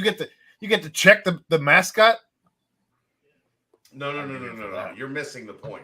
I'm talking about the guy with the puck trying to be boom, and he goes flying into the boards. Deep. I'm just saying. I think more entertaining would be people checking mascots. That's I'm not. I'm friends with the mascot community, and I'm I aware. think that would hurt. I think it would be painful for those guys. It's hockey. I'm a They get sucker back for up. mascots. I think they're hilarious. They get back up. It's hockey. They get me. Get us out of here, Brent. That's the mailbag. They get me giggling. Those mascots, man, they're great. Well, anything else, boys? I'm sorry for talking too much tonight. I was over rested. Chad. I don't think you talked too much. I think everyone did very well. But It's an ongoing Dan. theme. It's an ongoing theme since the nightcap last night. I'm feeling like I'm getting back into my like the season's coming up. I'm trying to get my work in. 30 Walrus, I agree with your last comment. You have to rewatch this on YouTube and go to the very end to see that comment if you want to. But aside from that, big week coming up. Big 12 Media Days for the football program. Our boy Keegan will be there on We site have to have Keegan on next in Monday, Fort right? Worth. Yeah. I mean, if you guys aren't having him on the BCJ pod, then yes. Well, like UC goes Thursday, and the BCJ pod is Wednesday. Well, then absolutely. So, Yeah. Keegan, if you're listening, you're on Monday, and you have to wear a mascot uniform. You're on deck. There we go. But yeah, big week coming up for that.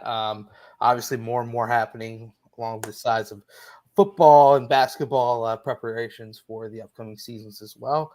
As we get closer and closer to camp, man, it's brewing. It's exciting. The beginning of the new era is here. So, yet again, thanks for listening, guys. Big shout out, big thank you to Danco Transmission and Auto Care. Also, Of course, a big shout out to Adrian L. Henson Group, Low Miller Real Estate, and a final big shout out to the Quick Paper Supply for their timestamps.